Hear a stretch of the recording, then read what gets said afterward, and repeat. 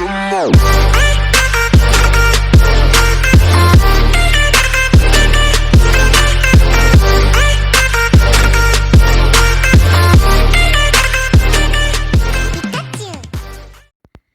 Hey guys, it's Abella here. We are back for some more conspiracy theories.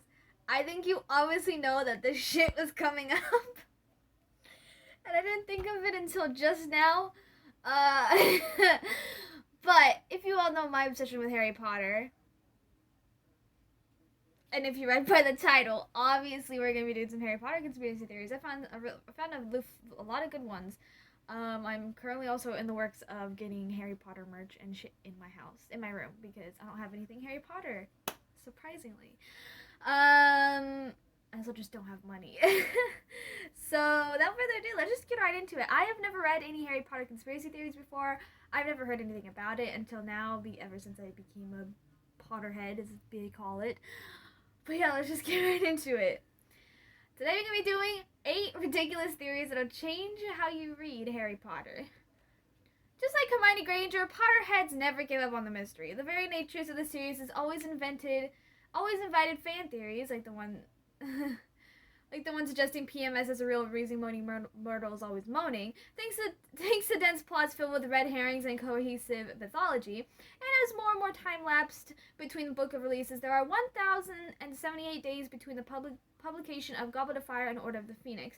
Fans had ample of time to reread and analyze their favorite plot lines. Many of these theories were born in early days on social media when websites, The Leaky Cauldron, and MuggleNet were the only places Potter brainiacs could go to spill their suspicions.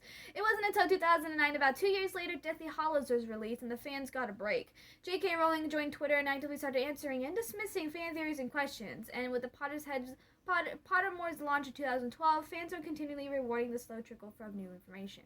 I want to preference this by saying I'm pretty sure y'all know, if you've been a Potterhead longer than I have, which you probably have been, because Harry Potter came out 10 to 20 years ago, and you probably know most of these, but I don't. And those who haven't and is just being obsessed with Harry Potter like I am, then it'll be good for you then. But yeah. Number 1, all is not well, aka Harry hallucinated everything. Some conspiracy theorists have posited that Harry, who was deprived of food by his aunt and uncle in the first book, hallucinated the entire story as he was starving in a cupboard under the stairs. This might seem like the mentor of all theories because it sucks all the light and happiness out of the series, but J.K. Rowling addressed the ideas herself in a 2012 video that accompanied a box set of movies.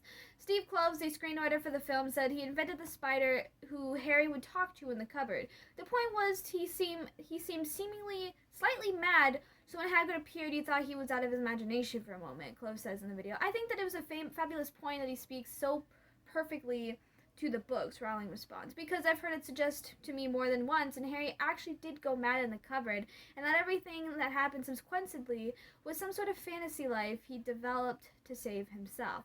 She says suggested, at least not acknowledging that it is in fact true. Number 2, Ron is a time traveler, aka Ron is Dumbledore. In 2004, while many were still reading Order of the Phoenix and eagerly waiting for Prisoner of the Azkaban movie, someone on the Harry Potter forum was blogging about the fact that Ron was really a time-traveling version of Dumbledore, or vice versa. This can get really confusing, so get your quills ready. If the chess game in Sorcerer's Stone is a metaphor for the series as a whole, and the pieces of the characters play a metaphor for the roles in the series, how do we reconcile the fact that Ron Weasley plays not only the role of the knight, but also that of the king? The same role played by Albus Dumbledore was larger in the larger war? Pretty simple, really. Albus Dumbledore is Ron Weasley. The theorist proceeds to explain that the characters also have an uncanny resemblance: Dumbledore's long fingers, Ron's large hands, and a love of sweets. When we first meet Dumbledore, he offers a lemon sherbet to Professor McGonagall. When he meets Ron, he introduces Harry to a wonderful world of wizarding candy. The fan also thinks that Latin meaning, a running theme in the book, of the word bin is significant. The OOTP Draco composes a lovely song, Weasley is our king. If this isn't foreshadowing, I don't know what is. One line in particular is given a significance by Draco. He is heard singing it loudly during the game by Harry, and Draco later quotes it in italics, born in the bin. While Draco likes to make fun of Ron's poverty in the phase of double meaning, bin also has a prefix meaning of double or two. Think binary. Was Ron born twice, leading a double life, or is Draco trying to tell us something important? Number 3. Draco Malfoy is a werewolf and not a Death Eater. This is actually a website. There's an actual website dedicated to this story. Draco Malfoy is a werewolf.com, so there's that.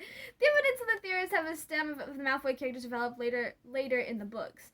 Between the 5th and 6th books, directly after Lucius Malfoy has failed to receive prophecy, Voldemort allows Fenrir Greyback to bite his son Draco.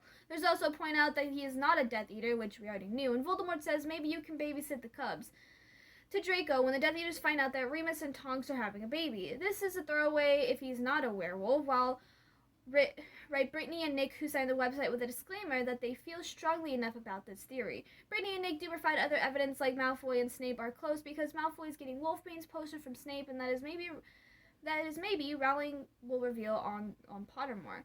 Rowling has already touched on many Malfoy on Pottermore and is inspiring. Surprisingly, if this was true, considering Lupin and Bill's identities were never hidden, but her imagination, anything is possible. What are we on 4? Number 4, J.K. Rowling is Rita's Seeker, aka the author straightens her hair a lot. Here's a series leading at questions about everything unregistered amagamous. What if Rita Seeker fled the Wizarding World after the Battle of Hogwarts? What if she was exiled from being such a horrible journalist? And what if she decided to write under a pseudonym, like someone else we know? What if her topic of choice was very Wizarding World that was rejecting her? And if she wrote a 7-part series about a boy wizard that concludes with every battle she left after, some people very much believe this could be possible. Number 5, Crookshanks is Lily Potter, aka Hermione's cat is Harry's mom. A lovely Tumblr post wrapped up a handful of speculation on this theory, which posits that Crookshanks is actually Lily Potter reincarnated. Evidence the red hair and green eyes. I mean, coincidence? And that Crookshanks was always trying to get Scabbers, aka Peter Pettigrew. There's even a Crookshanks as Lily fanfiction called The Mother Who Lived. Wow. Number 6, I think. Harry and Hermione are siblings, aka that one Horcrux scene just got weirder. In 2005, the intrepid reader hit up a Harry Potter forum and displayed a radical theory. Hermione is a hidden secret daughter of James and Lily. Here's the evidence. 1. Hermione's overall behavior with Harry. Sometimes they can also finish each other's sentences, not like Fred and George. 2. When she reads Rita Seeker's article, Harry Potter's Secret Heartache, she's rather amused.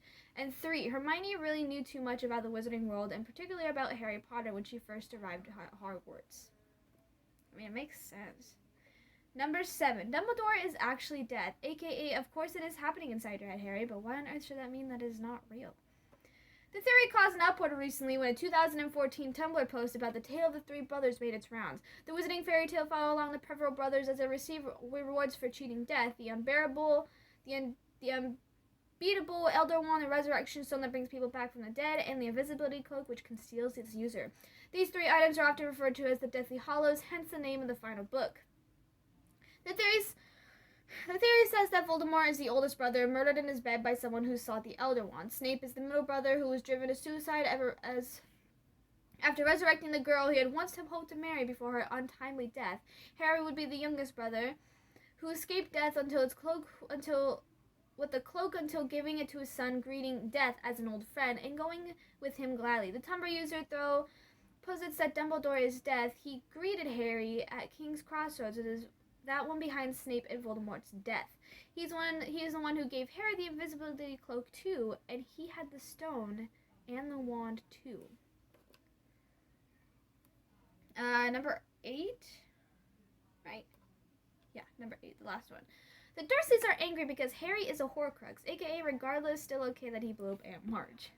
So this one could potentially make a lot of sense. A Tumblr post that has made its way to Reddit had a very specific theory about Harry's relatives. The Dursleys were just minding their own business when a Horcrux was dumped on their doorstep. For the next decade, it proceeded to wrap their mind, turning them from your garden, very inseparable humans, human beings into horrible, heartless monsters. The fact that they survive much prolonged Horcrux exposure without delving into sanity or abandoning a helpless child only solidifies their place among the Pantheon and noble and virtuous heroes in the Harry Potter universe. But let's not go calling the Dursleys heroes heroes, please. After all, Rowling did say that Harry wasn't actually a Horcrux. Voldemort never went through the grotesque process that I imagine creates a Horcrux with Harry. I suppose it's very close to being a Horcrux, but Harry did not become an evil object. He didn't have curses upon him that the other Horcruxes had. He himself was not contaminated by carrying this bit of a parasitic soul. Huh. Wow. Slap me silly and call me Martha. That was dang. I don't know. For some reason, I'm never truly shocked by fan theories, because it's like it kind of makes sense. Because the thing with conspiracy theories is that people go like deep with conspiracy theories. They go like deep to find out like lines or certain things people say that sound kind of suspicious, or kind of tie in movies together or people together and all that good stuff. And it's like, I'm one for research, mainly like not like this kind of research. I'm more like mental health research, but I mean, like, congrats to people who do that, because I don't know if I could ever like go that deep into trying to find like lores and like cutting everything bits and pieces and seeing like, oh, he said this because, or like this happened because type of thing. But I don't know, conspiracy theories have always been my thing.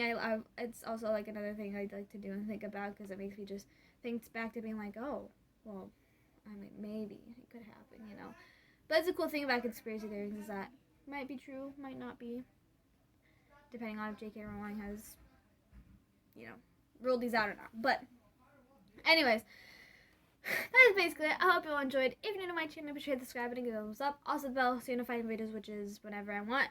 Yeah, that is basically it. I love you guys, and I'll see you guys later. Bye bye.